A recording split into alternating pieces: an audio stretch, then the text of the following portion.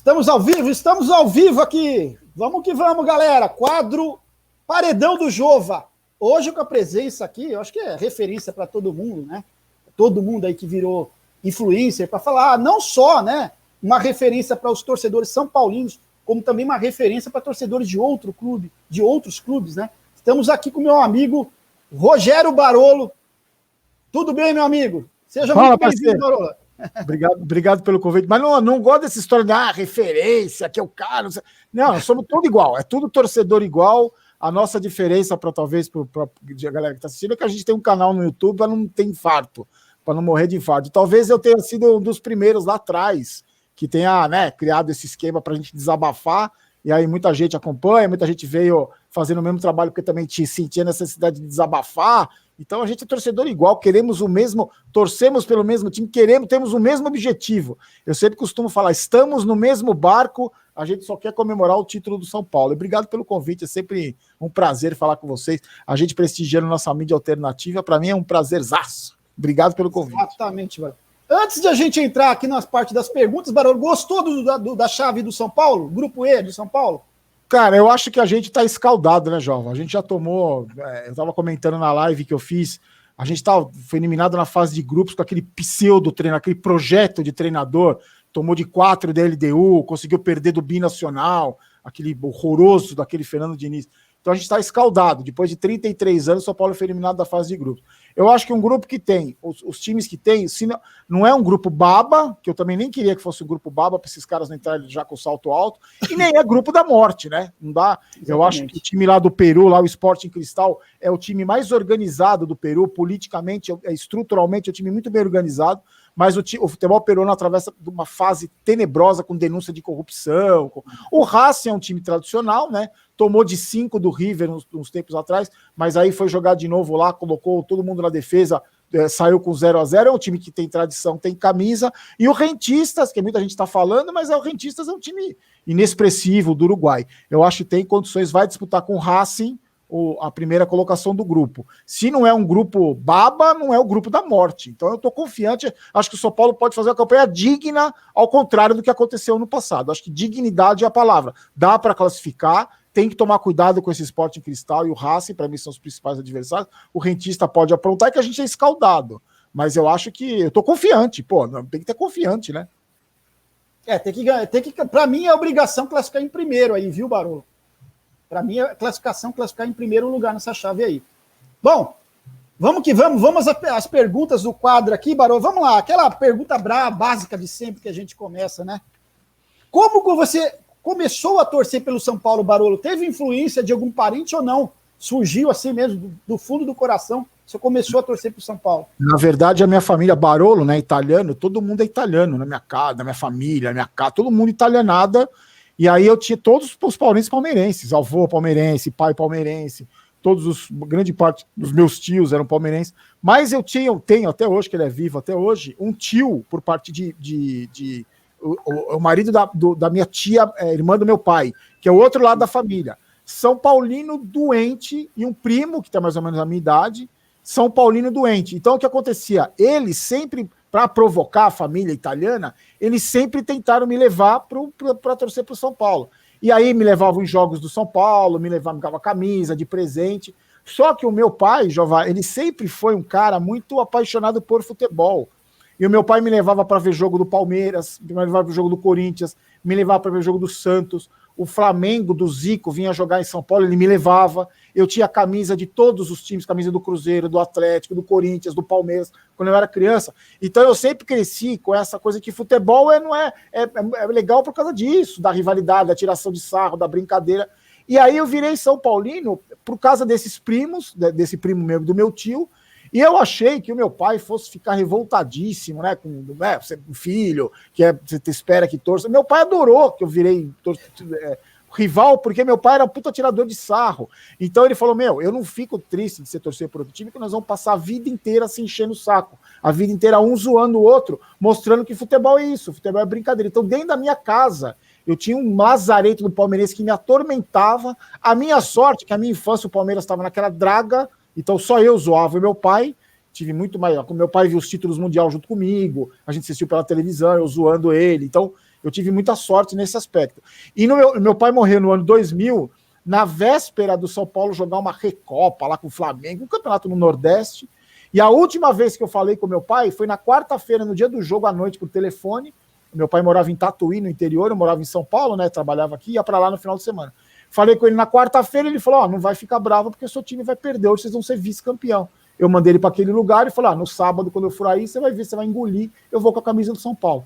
E o São Paulo perdeu e meu pai morreu no dia seguinte. Ele teve um infarto fulminante. Ele nem tirou sarro de mim porque o São Paulo perdeu do Flamengo. Então a gente passou a vida inteira, um zoando o outro, um enchendo o saco do outro. Graças a Deus, eu muito mais enchendo o saco dele. Ele morreu em 2000, não viu todos esses vexames que o São Paulo está vivendo.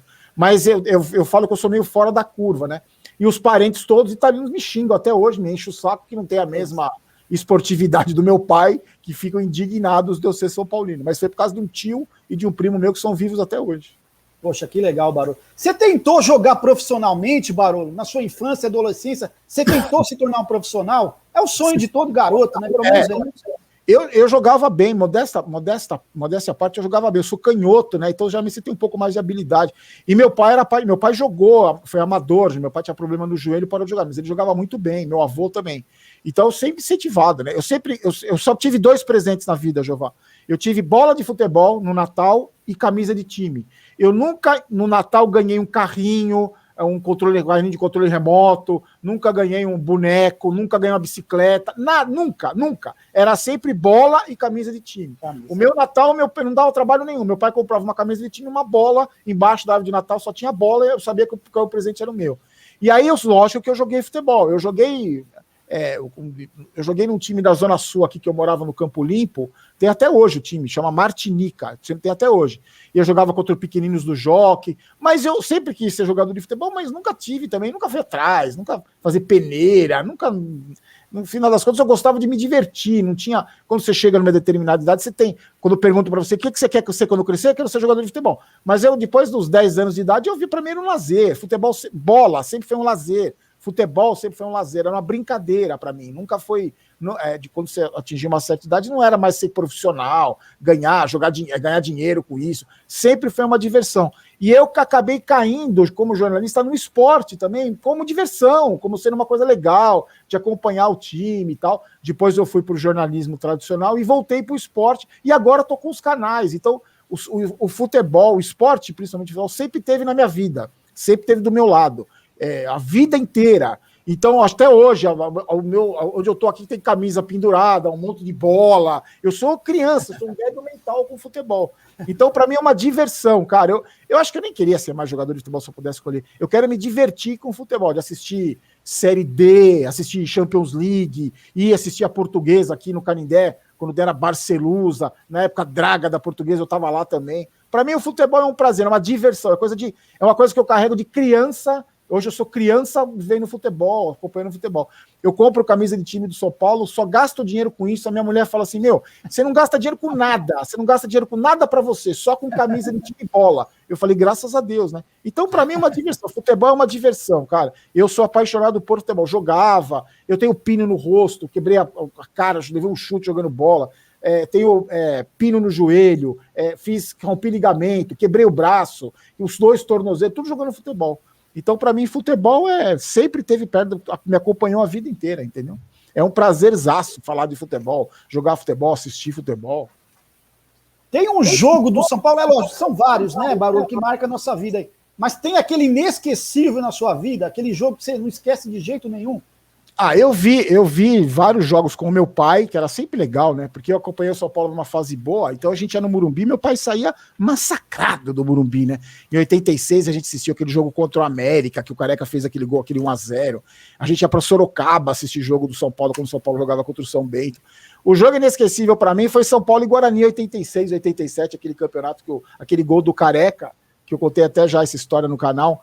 Estava na casa de um amigo meu, corintiano, do lado de um palmeirense, estava nós 3 assistindo o jogo, e na casa dele estava internada a avó dele com câncer terminal. Era uma casa grande, a velhinha estava... Sabe quando manda o paciente para casa para morrer? Com conforto ali da família? A velhinha foi, a avó Tica, nunca mais esqueço. E a avó Tica estava deitadinha do lado da sala de televisão. E quando saiu o gol do Careca, você imagina um escândalo que eu fiz, os 2 estavam me atormentando, palmeirense e corintiano. Esse palmeirense morreu, E esse amigo corintiano, meu melhor amigo, amigo até hoje. E quando saiu o gol do Careca, você imagina o que eu fiz naquela casa, quebrei o lustre, saí chutando tudo. E meu amigo falava, minha votica. Eu falei, a votica que vai pra puta que pariu, aqui é o Careca e o cacete. E aí, depois me deu um remorso, porque caiu a ficha que eu quase matei a velhinha que já estava no estado terminal. E aí, o que aconteceu? Depois disso, a velhinha viveu mais um ano. Ela teve uma sobrevida, eu falo para esse meu amigo, foi graças ao Careca, que fez o gol no último minuto, que a velhinha viveu mais tempo. Mas eu lembro esse jogo, porque até hoje a gente se encontra e fala, puta, votica, você quase matou a votica. E eu mandando a votica pra puta que pariu, foi vergonhoso, porque eu tava na euforia do jogo. E esse jogo, porque eu fui no primeiro jogo, eu tinha 12 anos, eu fui no Morumbi no primeiro jogo, e no segundo, com os amigos meus, e meu pai não deixou eu ir no segundo em Campinas, que ele achou que era perigoso e tal, e eu acabei vendo pela televisão. Esse, pra mim, é o mais... E aquele gol do Careca, eu vou fazer uma tatuagem daquele gol, eu tenho a foto já, vou fazer uma tatuagem daquele gol no meu braço, que pra mim foi o gol mais importante, mais espetacular da história do São Paulo, aquele gol do Careca. É lógico, apesar da última década que foi vergonhosa para nós são paulinos, né, Barolo? O São Paulo tem uma história rica, né? Jogadores extraordinários. Cita um jogador, Barolo, tecnicamente o melhor que você viu vestir a camisa do São Paulo, tecnicamente falando.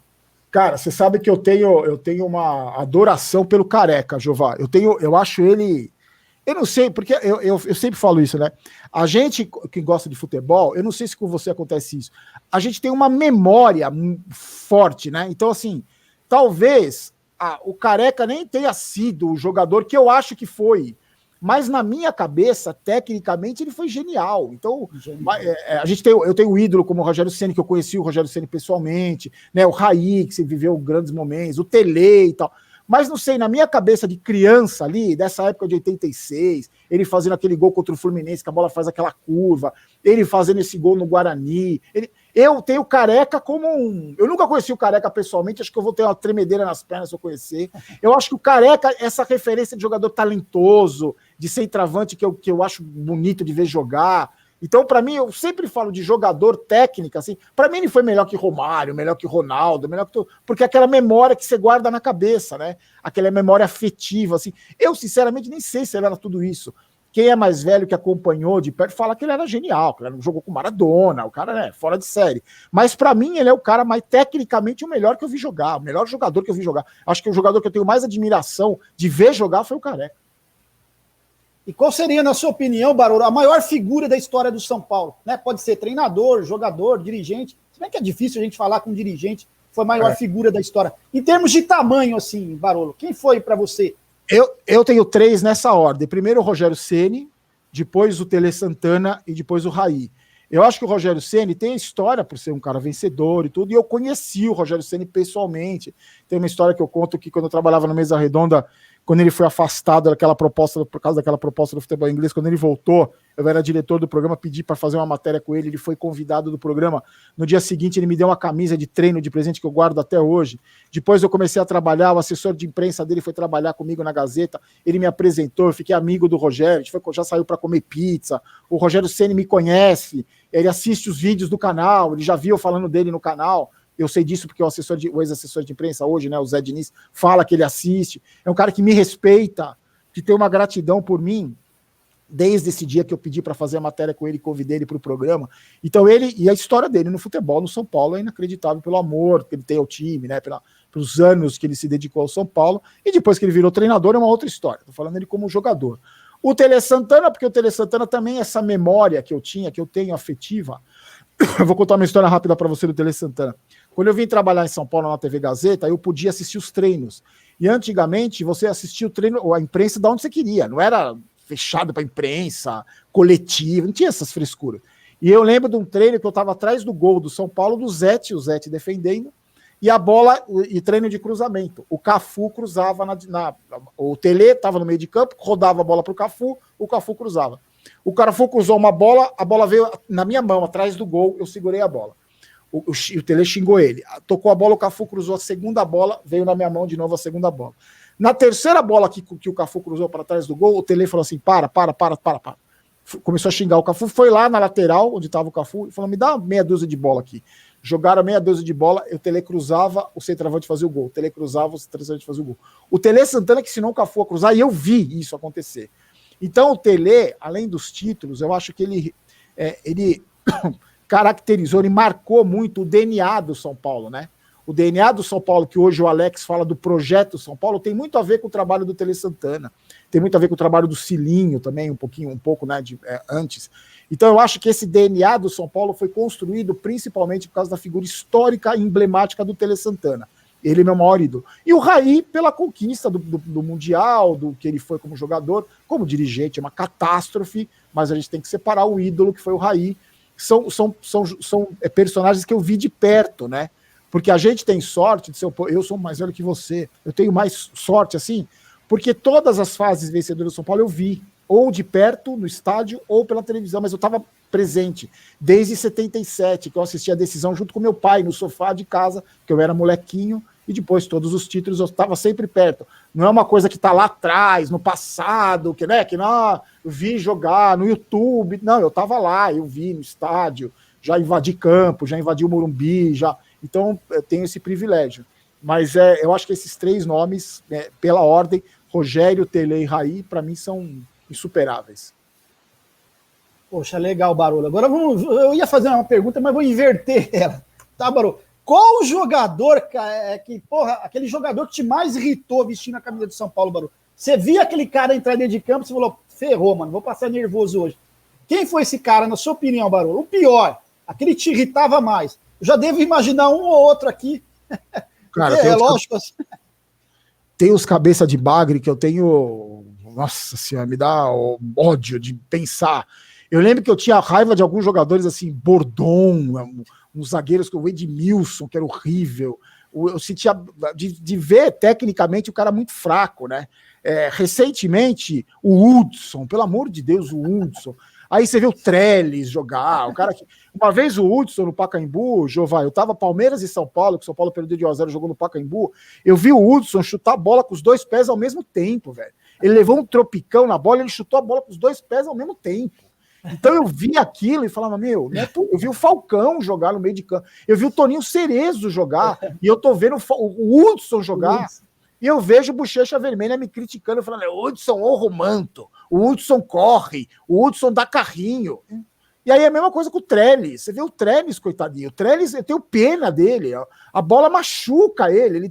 Ele não tem um relacionamento. E eu vi o Careca jogar, a gente está falando do Careca agora. Então eu lembro de ver o Careca jogar e vejo o Trellis em campo, me dá vontade de chorar. Eu vi o Trellis no aquecimento, o Vitor Bueno, eu perco a vontade de viver. Me dá um desespero. Você fala, meu Deus, olha os caras que estão vestindo a camisa do São Paulo. E não é à toa que tá tanto tempo sem ganhar, né? Você não pode ser campeão com o Trellis em campo. Aí sai o Trellis entre o Carneiro. O cara desde 2018 fez 2. Ah, Barolo, mas o Carneiro corre. Como se não fosse obrigação do cara correr, entendeu?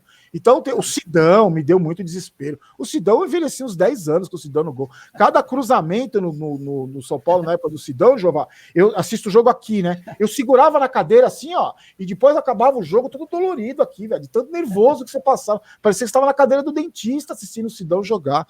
Mas, na verdade, o que a gente já conversou em particular, assim, não é nada pessoal contra esses caras, entendeu? Eu desejo toda a sorte do mundo lá pro Trellis no esporte, desejo pro Hudson no Fluminense, não tenho nada pessoal contra esses caras. Eles são filhos, eles são pais, eles têm família, beleza, não é pessoal, eu não quero saber da vida pessoal do cara, desejo toda a sorte do mundo, que Deus proteja, que cuide, nessa época de pandemia, dê saúde e tal. Eu só não quero que vista a camisa do meu time, cara, porque é uma ofensa pro torcedor. Você vê o Hudson com a braçadeira de capitão, você vê o Sidão com a braçadeira de capitão, é uma ofensa pro torcedor, é um tapa na cara do torcedor do São Paulo, você vê o Sidão com a braçadeira de capitão, entendeu? Mas é só por isso, não tenho nada contra, não quero ser amigo deles, não quero ser inimigo, mas não quero ser amigo, não quero ganhar camisa, não quero privilégio, não quero nada, só quero que ele seja campeão. É que a gente sempre já conversou. Esses caras amanhã ou depois não estão mais no São Paulo, a gente vai ficar, a torcida fica. Esses caras vão embora. Você vê, o Rogério Ceni, que nós estamos falando agora, tá lá treinando no Flamengo, foi campeão dentro do Morumbi. Então nenhum desses caras é maior que o São Paulo. Eu não tenho jogador de estimação, treinador de estimação, dirigente de estimação, eu tenho um clube de estimação, chamado São Paulo Futebol Clube, que é maior que todos esses caras. Amanhã esses caras não estão mais lá, entendeu? Exatamente. Lembra do Lucão também, né, Barolo? Lucão, aquele jogo do Corinthians, ele fez. Nossa e eu tinha mais esperança no Lucão, eu achava que era um zagueiro de personalidade, tudo. Mas os jogadores que entram fazem a gente entrar em desespero, porque a gente conhece um pouco a história do São Paulo. Eu vi o Dario Pereira jogar, como é que eu vou me contentar com o Lucão? Então, eu entendo quem não viu o Dario Pereira jogar. O Dario Pereira, você lembra? Ele fazia dupla de zaga com o Oscar. O Miller era o atacante, estava começando. Tinha um lance que eles faziam o seguinte, era escanteio contra o São Paulo. O Dario Pereira e o Oscar mandavam o Miller se posicionar em determinado lugar, na saída de jogo, assim. Porque eles iam tirar a bola jogando para o Miller já. Para o Miller puxar o contra-ataque. Então não era de qualquer jeito que eu vou tirar a bola. Não, eles tiravam a bola armando o contra-ataque para o Miller. Eu vi esses caras jogar, vi essa dupla de zaga. Aí eu sou obrigado a ver o Lucão. Aí vem te falar, o Lucão honra o manto. Você tá me tirando, né? Pelo amor de Deus. Meu Deus. Então, Barão, hoje você faz muito sucesso na mídia alternativa, né? Você é uma referência para todo mundo mesmo, você não se achando, você é uma referência, né? Você já fez parte também, Barão, por muito tempo, da mídia esportiva, tá? E, Barola, uma pergunta aqui, não precisa citar nomes nem nada, tá? Para não te complicar aí. Mas tem muito torcedor travestido de jornalista na mídia esportiva, Barola? Então, eu acho que sim. O que acontece é o seguinte, vou te explicar, você vai entender. E não é nenhum demérito, não estou fazendo nenhum, porque seria um demérito contra mim mesmo, porque eu também faço parte, né? Fui diretor do Mesa Redonda há 10 anos, trabalhei na ESPN, trabalhei na Record com esporte, trabalhei como jornalismo esportivo. O que acontece no jornalismo esportivo é assim, o jornalismo esportivo é peculiar, porque tem uma série de fatores que fazem o jornalismo esportivo ser peculiar. O primeiro deles mexe com a paixão. Então, por exemplo, você vê moleque de 18 anos querendo entrar na faculdade de jornalismo ainda, já quer trabalhar com esporte. Não é, eu quero trabalhar com economia, eu quero cobrir política em Brasília. Não. Se você vê, o cara quer trabalhar com esporte, já começa lá de trás. O cara, para trabalhar com esporte, geralmente é um cara apaixonado por esporte, é um cara ficcionado por esporte. Quer ver? Vou te dar um exemplo. O PVC é um cara doente, no bom sentido, por esporte. O cara que tem os números na cabeça, o conhecimento, estudioso, porque ele é apaixonado por aquilo, entendeu? Dentro desse grupo de jornalistas, tem o apaixonado pelo time dele, né? Porque a gente está mexendo com paixão. Você já viu um jornalista de economia apaixonado pela economia? Eu amo economia, eu vou defender o ministro da economia, o jornalista de agronegócio, eu vou defender o ministro da agricultura, porque esse cara não tem isso. No futebol tem, no jornalismo esportivo tem. O cara vai lá, por exemplo, um São Paulino, um corintiano, palmeirense, ele vai trabalhar no jornalismo esportivo, a paixão dele ele não vai deixar na geladeira na hora de analisar o jogo. Porque é paixão. Não dá para você, hoje eu vou ser imparcial, e você. Não dá. O Avalone falava, sou jornalista futebol clube, no primeiro bloco ela Palmeiras, segundo Palmeiras, terceiro Palmeiras, quarto tinha o São Paulo, que eu falava, Avalone, vamos falar de outros times também. Chega de falar do Palmeiras, porque tá mexendo com a paixão, entendeu? Só que aí a gente tem, dentro da imprensa esportiva, gente muito boa, que a grande maioria, se você for parar para pensar, você pode até não gostar de determinado comentarista, de determinado jornalista, mas você respeita ele pelo conhecimento que ele tem, pela experiência, os lugares onde ele trabalhou. A opinião dele pode ser diferente da sua. A grande maioria dos jornalistas esportivos hoje é formada por cara de caráter. Eu trabalhei lá dentro, eu sei como funciona. Por cara de caráter, por cara responsável, por cara que... Mas também, Jova, tem uma meia dúzia de imbecil, tem uma meia dúzia de escroto, tem uma meia dúzia de mau caráter, como tem no jornalismo de economia, como tem no jornalismo de política, como tem no jornalismo de cotidiano, que a gente fala do dia a dia, tem no esporte também. É que aquilo, quando você vê um comentarista de economia dando uma opinião de que você não concorda, você não fica indignado, você só não concorda. Eu não concordo, eu acho que esse cara está falando errado, a economia pode ser de um outro jeito. Quando ele fala mal do seu time, ele está mexendo com a sua família, ele está mexendo com a sua paixão. Então, lógico que você vai ter um posicionamento diferente. Muita gente fala assim, se tivesse essa indignação aí com os políticos, a gente tem indignação com os políticos, também tem. É que a gente não mexe com a paixão da gente, como mexe com o time de futebol da gente. Eu tenho a minha indignação com os políticos e me faço no meu dia a dia, nas minhas redes sociais, conversando com amigos, fazendo com a minha família, eu tenho a minha indignação. Na hora de votar, a indignação é a mesma. A postura é a mesma. Só que eles não mexem com a minha paixão, eles mexem com o meu cotidiano, que talvez seja mais sério ainda. Eu fui candidato a vereador e conheci os bastidores da política, coisa que eu não conhecia.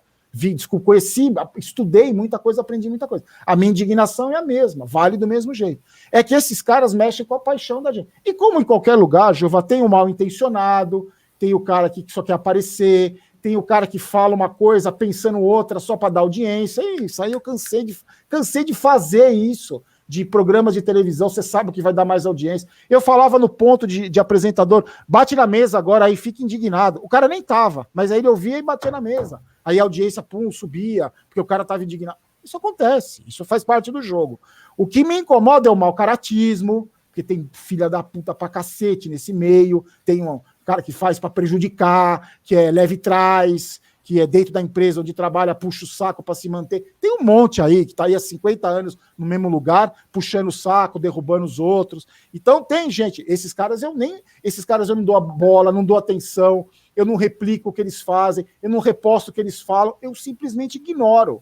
É cara que eu ignoro. Tem os caras que eu respeito, tem os caras que eu gosto pra caramba, tenho amigos lá dentro que são seríssimos, em rádio, televisão, site, que eu respeito, que eu gosto pra caramba. E tem essa meia dúzia, que é minoria, graças a Deus, que eu não tô nem aí, não dou bola, não falo nome, não quero nem saber desses caras, porque eu acho que quando você reposta que a bobagem que o cara falou, reposta a atrocidade que o cara falou, você faz exatamente o que eles querem, porque eu trabalhei lá dentro, eu sei como é.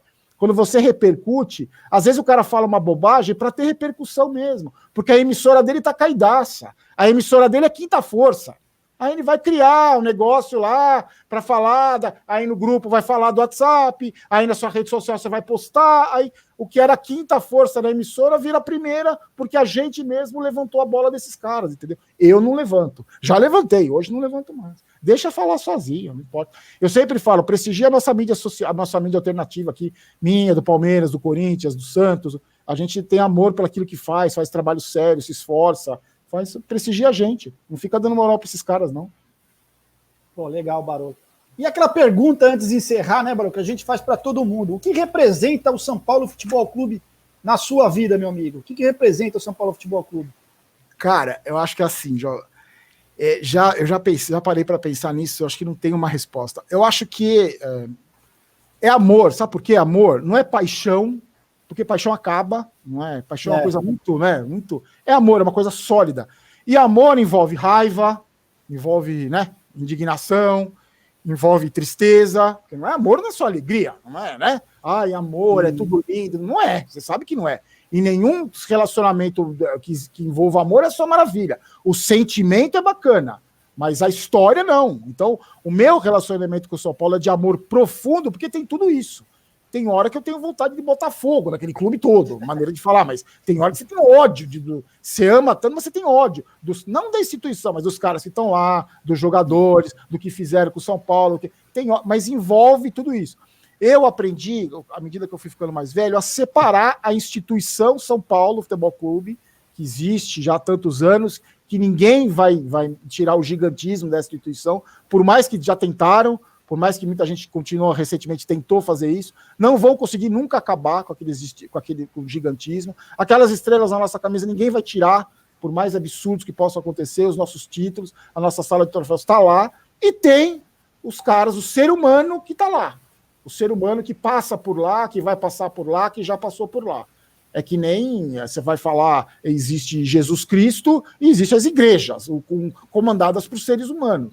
Então eu acho que o São Paulo, a instituição está acima de qualquer coisa, essa está guardada no meu coração, num pedestal, mas o São Paulo Clube do dia a dia, que a gente protesta, critica, corneta, quer o bem, torce, está no meu dia a dia. O São Paulo Futebol Clube hoje está no meu dia a dia desde que eu era criança.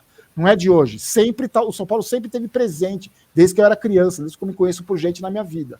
E é um prazer, João. Para mim, acho que a palavra é amor e prazer, assim. Claro que a gente passa raiva, claro que tem tudo isso, principalmente nos últimos anos, né, dos últimos tempos.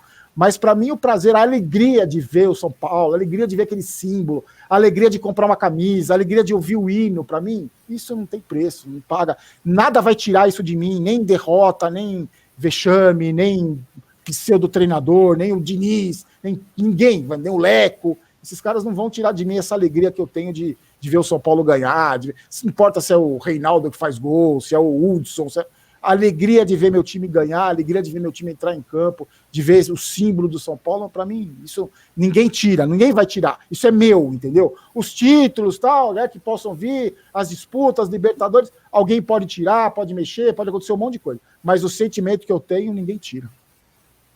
Pô, legal, Barolo. Agradecemos a sua presença aí, sempre é uma satisfação falar contigo, meu amigo. um dos amigos que a gente fez aí, né? Sim, exatamente.